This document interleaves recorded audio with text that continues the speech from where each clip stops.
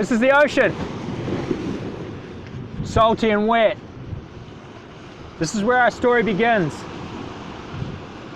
Before we can become good surfers, we want to have at least a basic understanding of what makes a wave work. We have to learn to read the water. We start in the beginning with the simple observation. What clues can we get just from looking at the water? Things that'll give you an idea of what's happening on a given day, because in surfing every day is different and every wave is different. This is an unfamiliar world, and today that's what we're going to be talking about.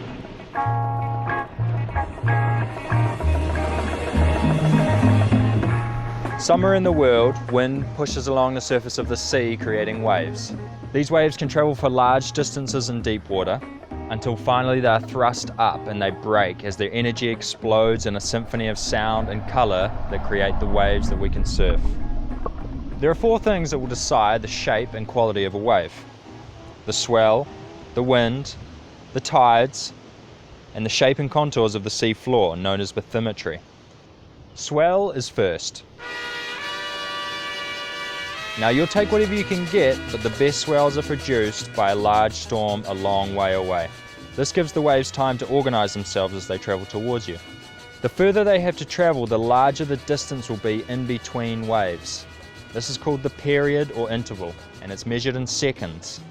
Now we want at least 10 seconds if we can get it, and 16 seconds and above is worth breaking promises for. The wind will affect the local texture of the water. Good wind is light, blowing into the waves from the beach. This is offshore. If the wind comes from the water towards the beach, that's onshore, and the waves are going to look like this. Tides influence waves by changing the depth of water at a surf spot. As tides change, the waves will break in a different place, over different contours of the sea floor. Some surf spots will only be good on a very specific tide, while others will have good waves on all tides.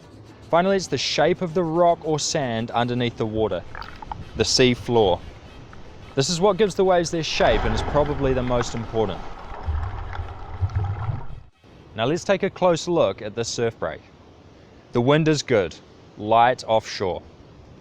The swell is about 2 meters coming from the southwest with about a 13-second period. At this particular spot you can surf on most tides. Things are looking good. This is shallow water. We can tell because the waves are taller here. They're being lifted up by the sea floor underneath. The water pushes in towards the beach where it's shallow. Then it finds deep channels nearby, turns around and goes back out to sea. Look closely at the texture of the water here. It's rough and peaky. That's showing us two opposing flows of water. We want the swell line to run along the edge of a sandbank or reef, hitting shallow water at an angle like this. This will make the wave peel. The opposite is a wave that arrives parallel to shallow water, a closeout.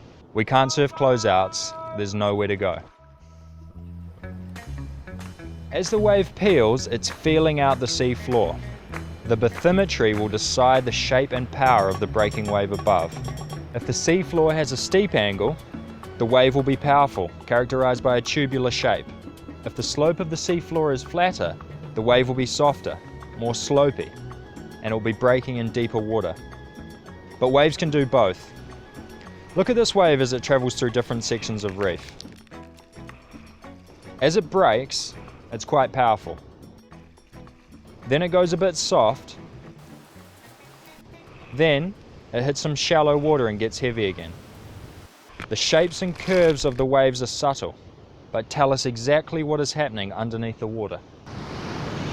And it's understanding these subtle curves and textures that's going to make you a better surfer. There's a lot to learn.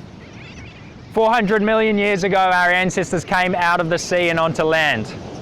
And by some primordial connection, we're drawn back.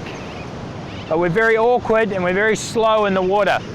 And having a better understanding of how things work is going to make you more comfortable. This means one very important thing. You're going to be able to make predictions as you're surfing. You're going to be able to catch more waves and you'll be able to stay out of trouble. In our next video, we're going to talk about paddling. We're going to get into the water and get out the back. And then it's into catching waves. So this is just the beginning.